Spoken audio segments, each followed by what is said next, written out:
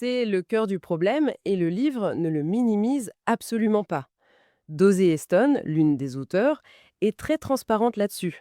Elle raconte son expérience perso quand elle a animé son premier atelier sur le désapprentissage de la jalousie dans les années 70. Elle a compris que sa propre jalousie n'était pas un signe d'amour, mais le symptôme d'une insécurité abyssale. La peur de ne pas être assez bien pour être aimée. En plongeant dans cette peur, en la regardant bien en face, elle dit avoir développé une confiance en elle qui est devenue inébranlable. Donc la jalousie, ce ne serait pas une fatalité. Pas une preuve d'amour ultime comme on l'entend parfois, mais plutôt un signal d'alarme. Le symptôme de quelque chose de plus profond, en fait. C'est exactement ça. Le livre déconstruit la jalousie.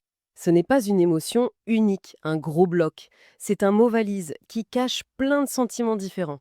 La peur de l'abandon, la peur d'être remplacé, le sentiment d'être exclu, l'humiliation, la colère.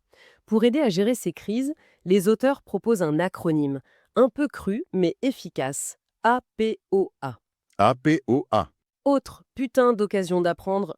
L'idée, c'est de transformer la crise en opportunité. C'est une formule assez brute, autre putain d'occasion d'apprendre, c'est vrai, mais elle est mémorable. C'est un peu l'idée de ne pas subir l'émotion, mais de se demander, ok, qu'est-ce que cette jalousie essaie de me dire sur moi, sur mes propres peurs? Ça change tout. Ça change complètement la perspective. Au lieu d'être une victime de sa jalousie, on en devient l'enquêteur.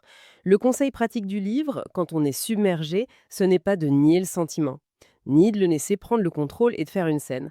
C'est de s'isoler un moment, de respirer, de laisser la vague passer, et ensuite d'explorer, d'écrire ce qu'on ressent, même si ça n'a pas de sens, de dessiner, de gribouiller sa colère, sa peur.